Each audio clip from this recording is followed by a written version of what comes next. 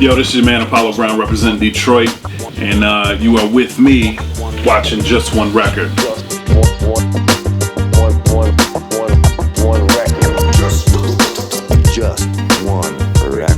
If I had to choose just one record, if I was stranded on a desert island or whatever, and I had to have one record, or I don't know. I think most people would expect me to say, yo, I gotta take this Bob James record, or this Marvin Gaye record, or because I'm a producer, I'm supposed to take some old soul record or whatever. But you know what, I'm gonna stay with hip hop, and everybody that knows me knows my favorite album of all time, and it's not just because of the music, it's because of the nostalgia and the time and everything too. But I'm gonna say Into the Stage by Black Moon. That's my just one record. I'm taking the back, come follow me on a journey to see a for real MC. The mind tricks the body thinks the mind is crazy. Whatever's lazy, when I get the flow, I'm Swayze. I break, you take whatever type this should begin. Buckshot make the incredible, lyrical and original. You the killable. Man, I've owned that album probably 10 times over, whether it was tape, CD, vinyl. I remember being in 7th grade, walking around with that in my Walkman, and I remember the principal taking my Walkman away from me, and I was like, yo, can I just get the tape out of there? You could take the Walkman, I just need the tape. And he wouldn't give me my tape, so I had to go re-buy it again, and I never did get that Walkman back. I don't know, but I don't know, man. That album was perfect to me. Everything about it was perfect, from front to back, from top to bottom. The beats were insane. Beatminerz are amazing. Their filter game, drum game, sample game is ridiculous. And Buckshot, 5-footer. I mean, that whole album, the beats, the rhymes, the feeling it gave me when I listened to it. You know what I'm saying? Like every song, the way it was arranged, it just had that feeling, man, of just straight early 90s New York, just rugged hip hop, man. And every time I listen to the album to this day, I still get that same feeling. It's an amazing album. Even the remix package for that album was amazing, and there's nothing wrong with it. It was perfect from front to back. Like, you can't tell me anything that was wrong with that album. That album was perfect. So, just one record, it would be Into the Stage. But they had the fuck on the mic is illegal. Pain as it begin to rain, I'm going to. Absolutely. I mean, the Beatminerz definitely influenced my work. Their drums, their filters, their samples, the feeling, the melody. It seemed like they were melody driven, like I was, or like I am. I'm a very melody driven producer, so I can't just make beats just into like sounds and bleeps and whatever else. I have to have like a decent, a good melody that makes you feel something, that makes you that takes you places, or makes you forget something, or makes you remember something, or whatever. And I feel like that's how they were too. All the melodies were dope. All the samples were something I would have definitely picked. I definitely would have picked those samples. Those drums, the breaks were something I definitely would have chopped up. And there's definitely an influence on my sound through the Beatminerz. Absolutely. That album, period. Yeah.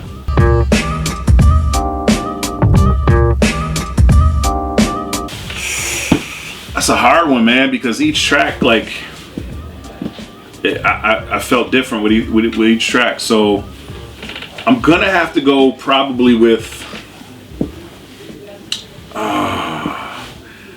it will probably be between Buck 'Em Down. To the week, what we do, buck 'em down, word life. Each and every individual insight. Let my man Jewel peep your style for your card. Then I can converse and take a look at the card. Yo, God, hit the brothers with the verse real quick. Show them how you represent the boot camp. You know what they say about brothers who's screw face. Upstate, yeah, they be getting lazy. Word like or how many MCs.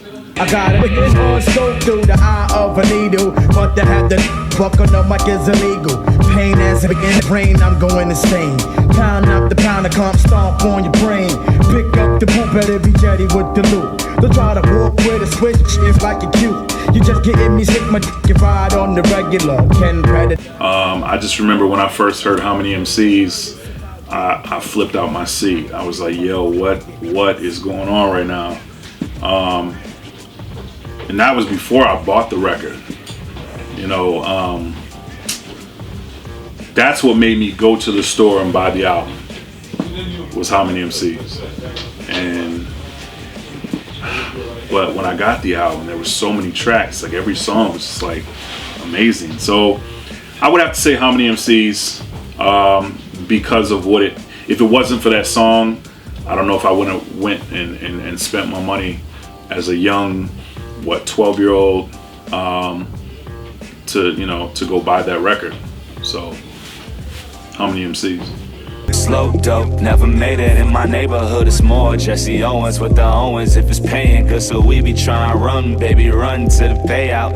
We be trying to run, baby, run to the payout. On a relay to turn a check to a replay and call up Jesus like tell your pops to give us leeway. Forgiveness in the wing, but sitting on it like a delay. Or play the scale and pamper the fish like you was Weebay. I played the rails and threw my autograph on.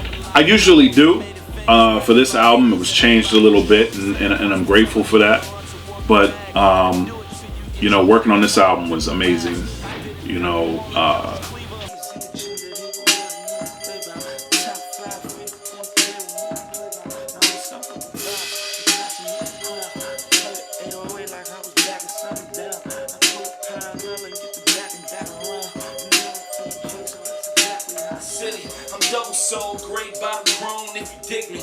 Just being able to be in the studio and watch Skyzoo write, not only just record, but watch him write the album as well, was crazy. Part of my formula is not that, I've always had a rule, and we were joking about it earlier, no writing in the studio. The studio is for recording, and working, period. Time is money. And when you start writing in the studio, you start racking up money in time. So, but he wrote in the studio because of me on Skyzoo, and I want him to continue, down the path that he's been on, and successful and making amazing music. So why would I want to change that? I'm not going to change his process. So, being able to watch him write and watch him record, that was amazing. And then watching this album and hearing this album come to life, one track at a time, that was a great gift.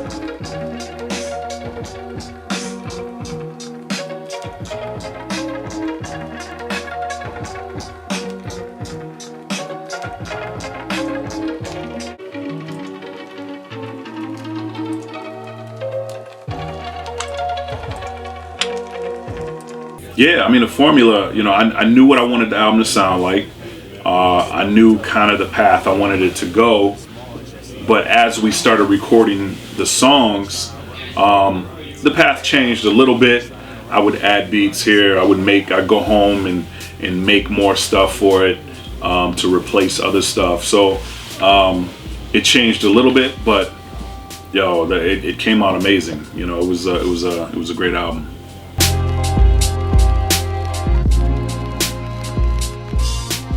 You know what? I don't know. I've always been into music and all kinds of different genres of music. So, but I've always known that, when I listen to the music, I can't just listen to a song and enjoy it.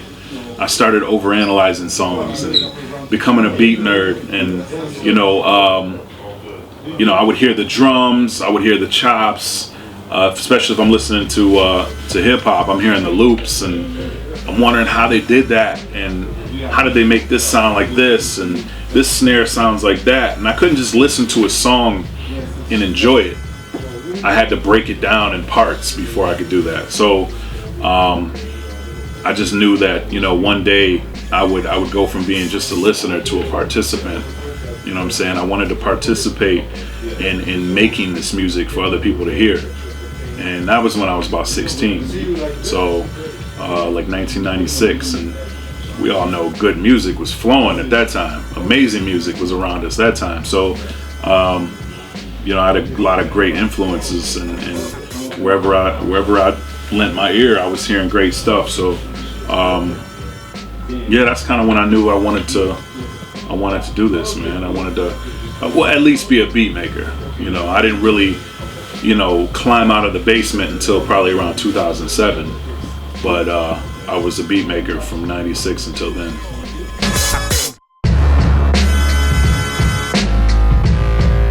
Absolutely, man. Absolutely. I'm always working. Always working. You ever know me to stop working, man? I put out albums every year. So you know that Apollo Brown has something in the works, man.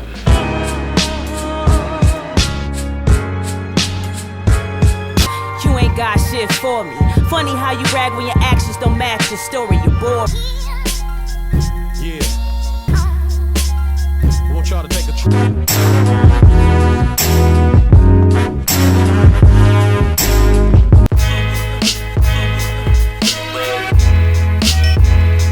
Dear Jane, we need to call it quits, cause every time you come around I wanna hit.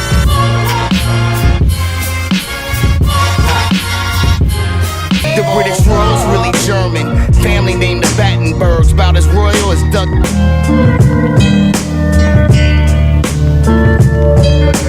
I never ran, never will, never plan, never mill, never plan you.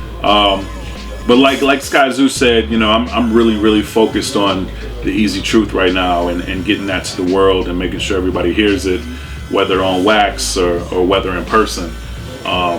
That's kind of where my focus is right now.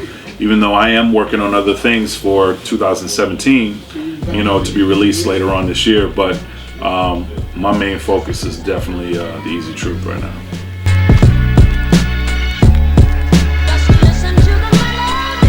You know, I mean, I think every producer has the same dream of working with Nas. You know, we all want to work with Nas somehow. You know, I would love to get Nas's attention someday, one day, and you know, whether he knows about me or not, I have no idea. But you know, I would love to just do a song with Nas. You know, I would love to do a song with Jay Electronica, another one of my favorite MCs. So those are my dreams right now. Those two.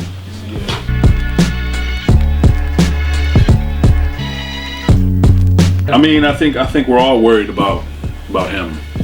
You know, I think he obviously he's not the majority's pick to be the president of the United States, but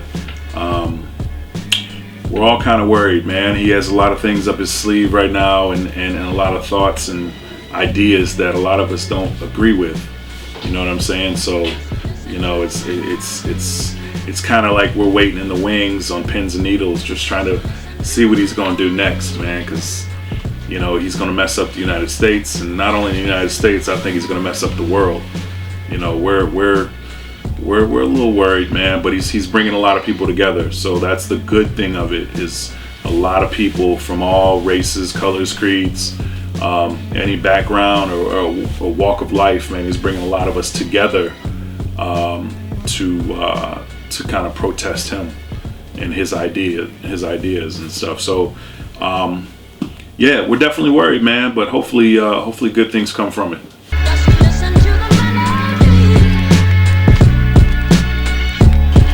Apollo Brown loves you.